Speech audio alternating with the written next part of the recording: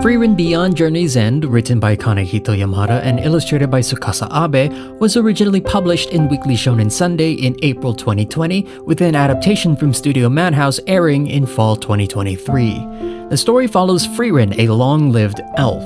After her adventures with the party of Himmel the hero and the few years after his death, Frieren embarks on a new journey to a place called End, all the while retracing the path she took with her previous friends and discovering what that time with them really meant to her.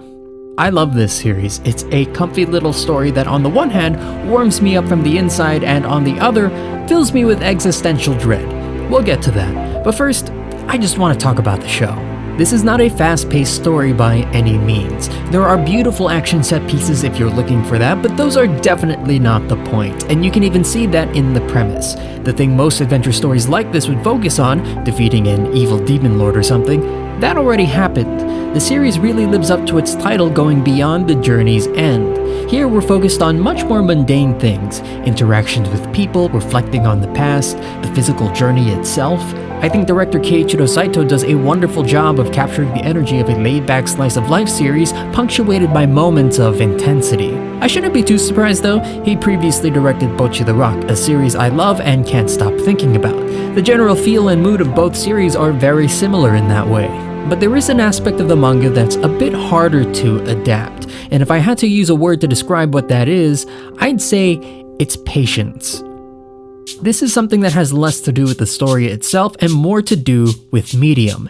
Different mediums have certain quirks and limitations, which is pretty self-evident. Take something like music, for example. One of the reasons some people prefer to watch shows is because of the addition of music. Certain moments can have a bit more emotional intensity when paired with a good soundtrack. Some people argue that shows are superior because of that, to which I'd say that's a bit unfair to the medium of books and manga. One thing that's easier to convey through text and images are characters' thoughts and feelings. Even though it isn't uncommon for shows like these to have characters say those things out loud, it can be fairly clunky at times, especially when executed poorly.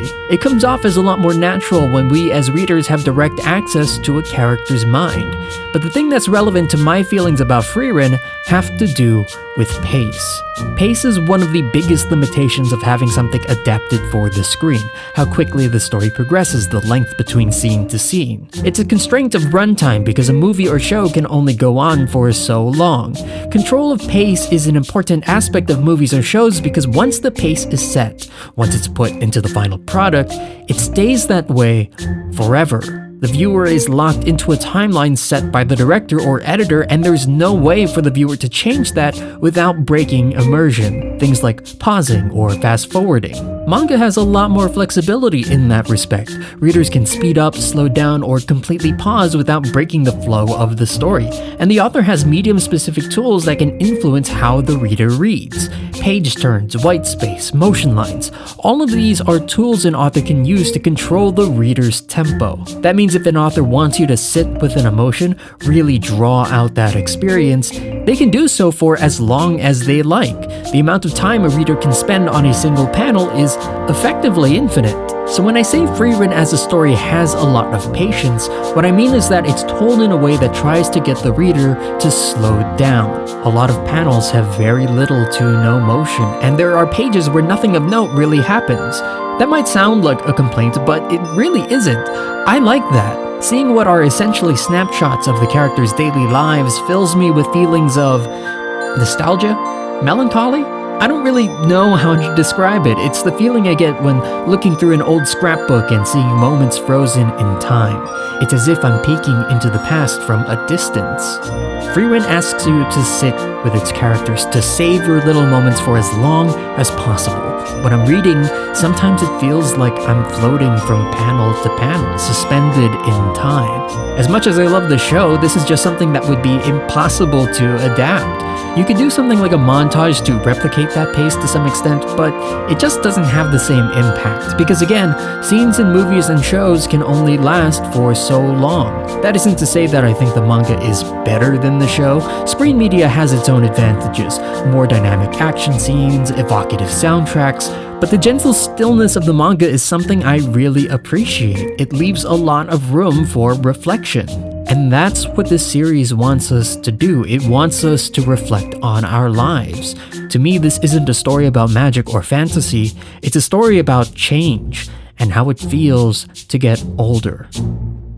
That might seem strange considering the main character ages very, very slowly, but this wouldn't be the first time a story used what is essentially immortality to explore the human experience. Questions of what's the meaning of life or how do you make the most out of life are typical fodder for this sort of thing, using an experience that is markedly not human to explore humanity and what it means to be human. All of this could be applied to Frieren, her longevity being a lens that focuses on the impermanence of the things around her. We watch as Frieren's appearance hardly changes, all while the world around her does in drastic ways. But as a story about change, you'd expect the main character to undergo some, and Frieren does, just not through looks. The way this story showcases change in Frieren is through her experiences. There are a few ways the series does this. One way is through spells. As Frieren goes on her journey, she makes a habit of collecting them, in particular, ones that are fairly mundane. A spell to wash clothes, make hot tea, create sour grapes. It's a departure from the typical trope of the hero learning something powerful to instead learn things that are seemingly useless in the grand scheme of things. That might come off as something the author did to give Frieren a bit of a quirk, but I see it as being deeply relatable. Very rarely do we learn huge things that drastically change our lives. More often than not, the things we learn are fairly inconsequential. And like Frieren, we collect something akin to spells ourselves. I came across a video in middle school, one that taught you how to tie your shoelaces in a specific way, a way that seemed like magic. I still tie my shoes that way to this day. My piano lessons I was forced into when I was 7, that laid the groundwork for the skills I have now. These are tiny, mundane things that aren't all that significant, although the shoelace thing was pretty life-changing, I'm not gonna lie. But regardless, they embody change. Learned experience. Our spells are secret recipes from grandparents, inside jokes with friends, phrases we pick up from movies or TV. None of these things are significant on their own, but together they're a reflection of the people we are, and they shape us in subtle ways. The same goes for Frieren. The thing she learns reveals her character and the changes within her. She has a spell for making grapes sour, and it's implied she has that because of Eisen and his love for sour grapes. In a small way, that relationship changed Frieren. And that's the other way the series showcases change, through relationships. As Frieren goes on in life, she begins to realize just how close she had become to the hero's party. At Himmel's funeral, she laments the fact that she didn't try to know him better. A party that was first filled with strangers slowly transformed into something more, filled with their own memories. At what point do strangers become friends? When do friends become more than that? Like us, our relationships change and grow over time, slowly and steadily. It's only in hindsight that we can truly see just how far things have come. For Frieren, as she reflects on her time with the hero's party, she begins to understand the changes she's gone through, the way her relationship to her party evolved, in ways that only became apparent when looking back. That's the heart of the series. It's a showcase of imperceptible change, the kind of change that's invisible in the moment. Frieren, an elf that seemingly doesn't age, undergoes a transformation beneath the surface. To me, that's a surprisingly honest depiction of how it feels to get older. I might not age like Frieren, but I relate to her experience. Because when I look in the mirror every morning, I see the same person that I did the day before. Maybe I'll have shaved or gotten a haircut, but for the most part, nothing will be that different. Spread that feeling out over days, weeks, years, and it feels like we're the same person the entire time, unaware of how different things have become. I lived my whole life feeling like I was no different from yesterday, and before I knew it, I'm suddenly approaching 30. I have no idea how that happened, but when I look back over all that time, as I reflect on the life I've had, I begin to see all the changes within me and my relationships that I missed. This series asks us to confront something I don't like thinking about, the passage of time. I see the ever-changing nature of the things around me, but rarely do I ever apply that lens to myself, because it scares me to to come to terms with the fact that I've gotten older and that time has passed me by. In that way, the series fills me with an existential dread like no other. I see Frieren as the embodiment of what it actually feels like to grow old, the experience of only being able to see yourself in the now, constantly feeling as if you're no different from who you were the day before. The changes in Frieren are subtle and hard to spot, but they are there. It just takes effort, reflection to notice. And just like Frieren, whether I like it or not, I'm on the same journey to a place called End. For her, it's a place where she can once again see loved ones long gone. I don't know what my version of End looks like. I only know that I'm headed there. We all are, to a place that's the culmination of everything that came before.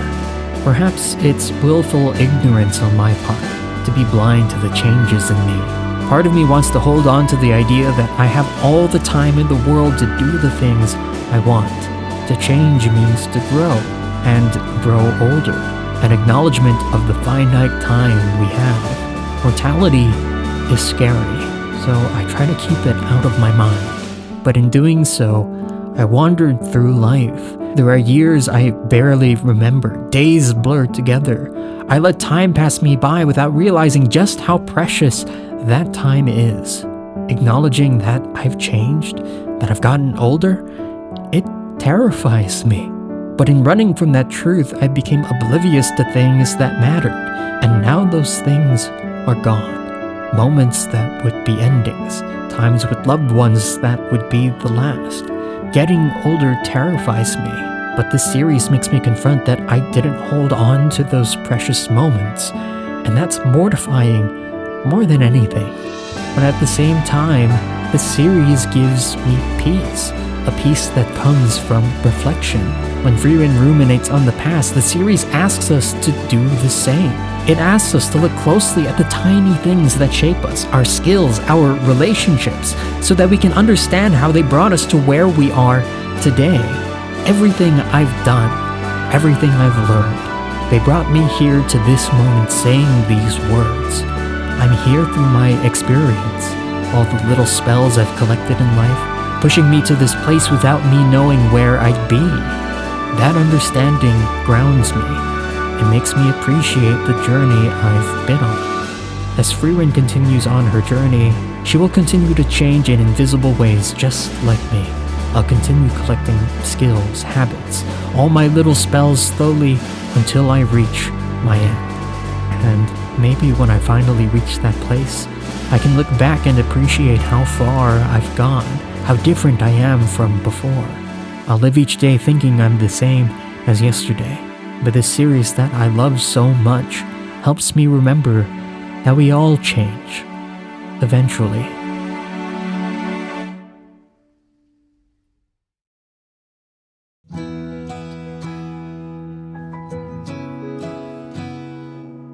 As always, thank you so much for watching. Would you believe me if I said that I wrote the first draft of this video back in 2023? Yeah, it's been a long time coming with this one. Thanks to all my patrons who support the channel, and if you want to support the channel as well, you can do so for as little as $1. If you like the video, leave a like, comment, and subscribe for more videos like this. You can also follow me on socials, links are in the description. All of these videos are labors of love for me, so I really do appreciate anyone who stops by. But that's it for me. Again, thank you for watching, and I'll see you in the next one. Shoots?